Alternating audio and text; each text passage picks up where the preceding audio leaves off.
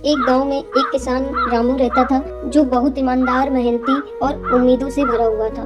उसे विरासत में एक टुकड़ा जमीन मिला था जिसे वह उपजाऊ बनाना चाहता था। दिन रात पसीना बहाया, धरती को फावड़े से खंगाला और बैलों से हल भी चलवाए, मिट्टी को संजोया। लेकिन वक्त बीतता गया, बारिश ने साथ नहीं दिया, बीजों ने भी उम्मीद नहीं दिखाई और उसकी मेहनत बेकार होती हुई दिखाई दे रही थी।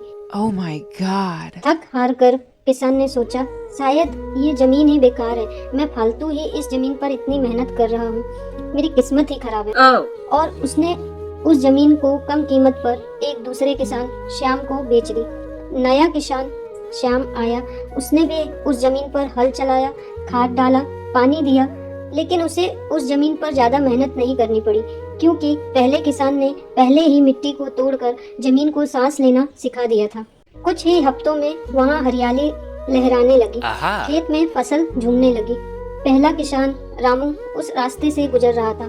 जब उसने अपनी पुरानी जमीन को हरे भरे खेत में बदला हुआ देखा, उसकी आंखें भर आई। रामू दौड़कर दूसरे किसान श्याम के पास गया और बोला, भाई ये कैसे हो गया, इतनी जल्दी फसल कैसे आ गई इस जमीन पर? दूसरे किसान श्याम ने मुस्कुरा कर कहा, अरे इसमें ज्यादा मेहनत नहीं लगी, लग रहा है पहले किसी ने इस जमीन पर बहुत मेहनत कर रखा था। यह जमीन तो तैयार ही थी, मुझे तो बस थोड़ा संभालना पड़ा। पहला किसान चुप हो गया और एक पत्थर पर बैठकर जमीन की ओर देखा और मन ही मन में बोला, काश थोड़ी सी और हिम्मत दिखाई होती, थोड़ा और रुक जाता तो आज ये फसल मेरी होती। Yes. मैं एक कदम और बढ़ जाता तो ये फसल मेरी होती।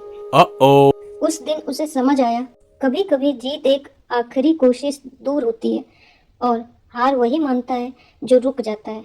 Thanks for watching. Please one like and subscribe.